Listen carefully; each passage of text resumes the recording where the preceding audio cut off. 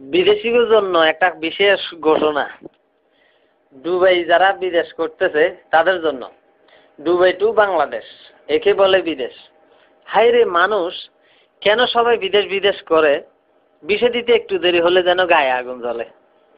যদি বলি বিষে হয়নি, একটু ধৈর্য ধরো, তখন সে বলে সুদের টাকা একটু জলদি করো। বাবা মরার সময় একটু জমি দিয়ে গেল, হতভাগে বিদেশে আসা বিক্রি করে দিল।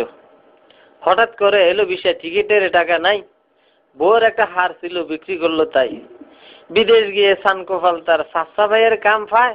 দেশের ফ্ল্যাট মেলে না আর কিসে ভাত খায়, মেলে না আর সোনার পালং ছোট্ট জালি খাট। কোন রকম শুয়ে সে কাটিয়ে রাত। সকাল 5টায় শুরু হয় কাম, বিকেল 5টায় শেষ। 30 দিরহাম মজুরি, তার 1 ঘন্টা পায় রেস্ট। কষ্টে কষ্টে 5টি মাস হলো তারি পার, ডাব করলো দেশে টাকা 32,000।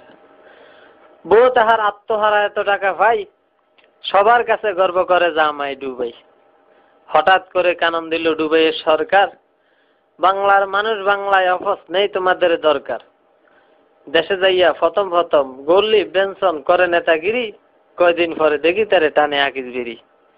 যায় না চলা তারই সাথে বিদেশি সেন্টের বাস, কয়দিন পরে মাথা নাই তেল গায়ে গামের বাস। অথচ বিদেশ না গিয়ে 2.5 লাখ টাকা ব্যবসা করলে ঢাকা, দেশে থেকে কামাইতে পারে বিদেশি সে টাকা। করতো যদি সোনার ফসল 2.5 লাখ টাকা দিয়া, সুখী সংসার করতে পারতো আয়ের টাকা দিয়া।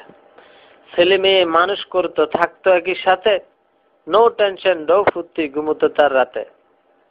নিজের চোখে দেখতে যদি কেউ বিদেশের হাল, বিদেশ আসার নাম লইতো না কে ইহুকাল পরকাল।